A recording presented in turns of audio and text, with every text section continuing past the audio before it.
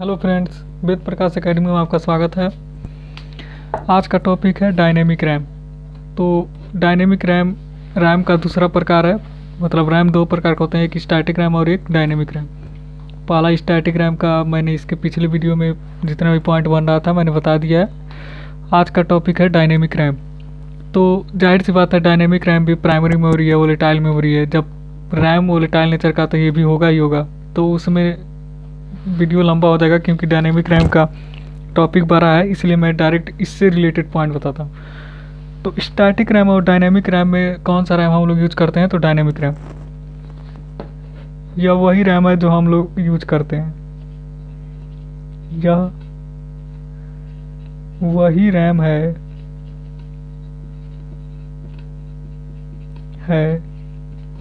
जो हम लोग यूज करते हैं। डायनेमिक रैम में भी एक आता है एसडी रैम, उसको यूज करते हैं, लेकिन इसी का पार्ट है इसीलिए मैं बोल दे रहा हूँ। यह वही रैम है जो हम लोग यूज करते हैं। हम लोग यूज करते हैं। यह वही रैम है जो हम लोग यूज करते हैं। यह स्टैटिक रैम से स्लो होता है। स्टैटिक रैम बताया था ना, सबसे फास्ट रैम है। यह स्टैटिक रैम से स्लो होता है। यह स्टैटिक रैम से स्लो होता है। इसे रिफ्रेश करने की आवश्यकता पड़ती है। अब स्लो है तो पड़ेगी ही पड़ेगी। इसे रिफ्रेश करने की आवश्यकता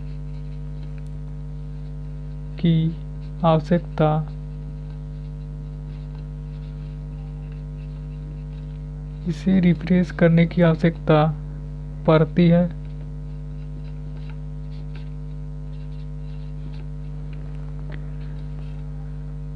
इसे रिफ्रेश करने की आवश्यकता पड़ती है। इसमें ट्रांजिस्टर और कैपेसिटर का इस्तेमाल होता है। इसमें ट्रांजिस्टर और कैपेसिटर का इस्तेमाल होता है।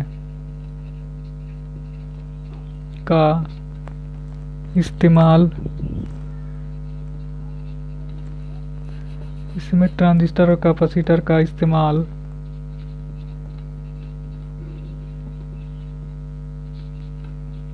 होता है।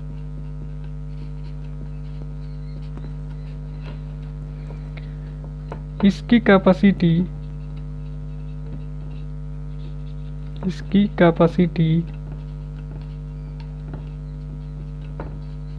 जीबी में होती है। इसकी कैपेसिटी जीबी में होती है। यह स्टैटिक रैम से सस्ता होता है। स्टैटिक रैम से सस्ता होता है। यह स्टैटिक रैम से सस्ता होता है।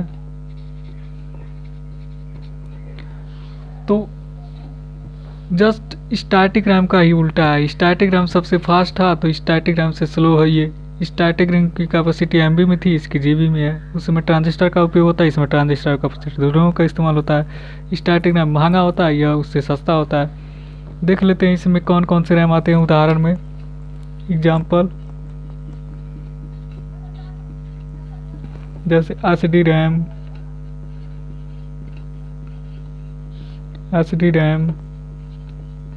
RD RAM, DRD RAM, FE RAM, etc, सब ये किसके उदाहरण है? तो डायनेमिक रैम के। इसमें भी एफई रैम, डीआरडी रैम और एसडी रैम से क्वेश्चन आ जाते हैं। आरडी रैम भी यूज करते हैं। तो सबके फुल फॉर्म सबसे पहले याद होने चाहिए। Synchronous dynamic random access memory, Rambus dynamic random access memory, direct Rambus dynamic random access memory, ferroelectric random access memory. तो मैंने बताया ना कि हम लोग कौन सा रैम यूज करते हैं? Dynamic RAM. और डायनेमिक रैम में भी कौन सा रैम यूज करते हैं? तो एसडी रैम। तो चलिए थोड़ा सा देख लेते हैं एसडी रैम के बारे में।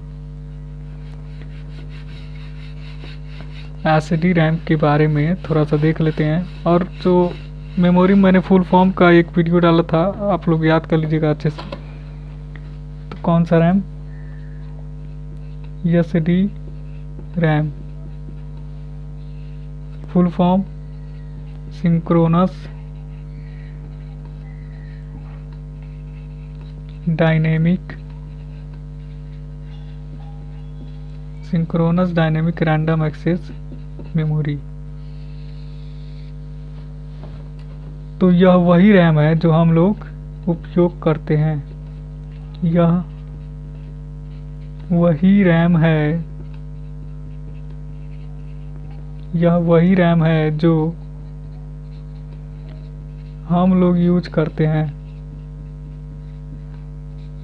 यह वही रैम है जो हम लोग यूज करते हैं। इसके भी कई वर्जन आए थे। एसडी रैम के भी कई वर्जन है, इसके कई वर्जन है। इसके निम्न वर्जन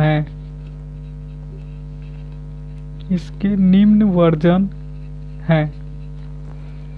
पहला जो वर्जन आया था DDR रैम फर्स्ट। दूसरा जो आया था DDR रैम सेकेंड। तीसरा जो वर्जन आया था DDR रैम थर्ड। चौथा जो वर्जन आया था DDR RAM fourth. DDR RAM double data rate random access memory, full form मैंने पीछे लिखवा दिया है। तो जो पहला वर्जन आया था DDR रैम, ये मात्र 256 MB का था। एसडी रैम का जो पहला वर्जन आया था मात्र कितने MB का था? 256। फिर कुछ कैपेसिटी बढ़ाया गया, जो दूसरा वर्जन आया उसमें 512 MB किया गया। ऐसे करते करते अब तो देख ही रहे हैं कि 4 GB रैम हो गया है, लेटेस्ट 16 GB तक पहुंच गया है। तो ये दोनों कौन से हैं? लेटेस्ट वर्जन है जो हम लोग यूज कर रहे हैं। पहला वर्जन जो आया था मात्र 256 का था, फिर 512। तो बस यही पूछेगा कि स्टैटिक रैम और डायनेमिक रैम में कौन सा रैम यूज करते हैं? तो डायनेमिक में भी कौन सा रैम यूज करते हैं? तो SD RAM, synchronous dynamic random access memory, जिसके भी 4 वर्जन आए थे। DDR RAM first, DDR RAM second, DDR RAM third, DDR RAM fourth. चलिए अब देख लेते हैं एक अदर रैम के बारे में, जैसे DRD रैम के बारे में। DRD रैम डायरेक्ट रैम बस डायनेमिक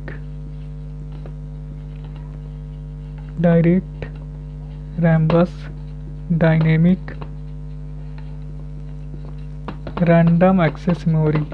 इस रैम का यूज कहाँ पे होता है?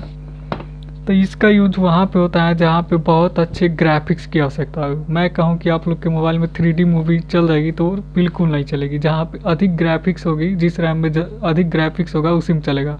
हम लोग का एसडी रैम है, इसीलिए हमें 3D मूवी नहीं चलेगी। 3D मूवी देखने के लिए किसका यूज करना पड़ेगा? DRD रैम का। जहाँ पर बहुत अच्छे ग्राफिक्स की आवश्यकता होती है, बहुत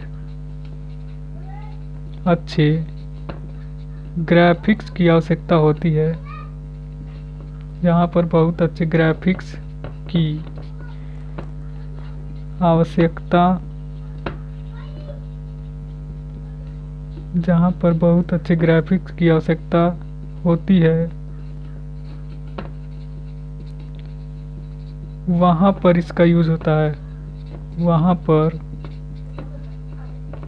इसका यूज होता है। जहाँ पर बहुत अच्छे ग्राफिक्स की आवश्यकता होती है, वहाँ पर किसका यूज होता है? तो DRD रैम का। एक और रैम में देख लेते हैं, एफई रैम। कौन सा RAM? FE RAM.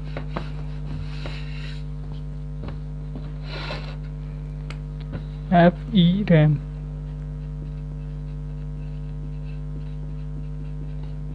Ferroelectric ferroelectric random access memory. इस रैम का यूज कहाँ पे होता है? तो जहाँ पे बहुत अच्छे कैलकुलेशन की आवश्यकता होती है, जहाँ पर बहुत अच्छे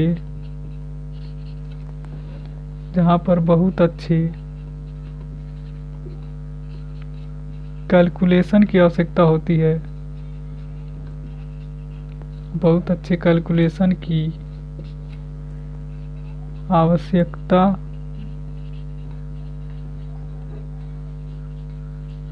जहाँ पर बहुत अच्छे कैलकुलेशन की आवश्यकता होती है वहाँ पर इसका इस्तेमाल होता है, वहाँ पर इसका इस्तेमाल होता है। तो ये हुआ एफई रैम से कि जहाँ बहुत अच्छे कैलकुलेशन की आवश्यकता होती है वहाँ पे, जैसे साइंटिस्ट वगैरह नासा में जिसका उपयोग होता है एफई रैम का। अब इन सब से अगर क्वेश्चन नहीं पूछता है तो रैम के टेक्नोलॉजी से क्वेश्चन पूछ देता है। कुछ नहीं बस 2 टेक्नोलॉजी हैं रैम में।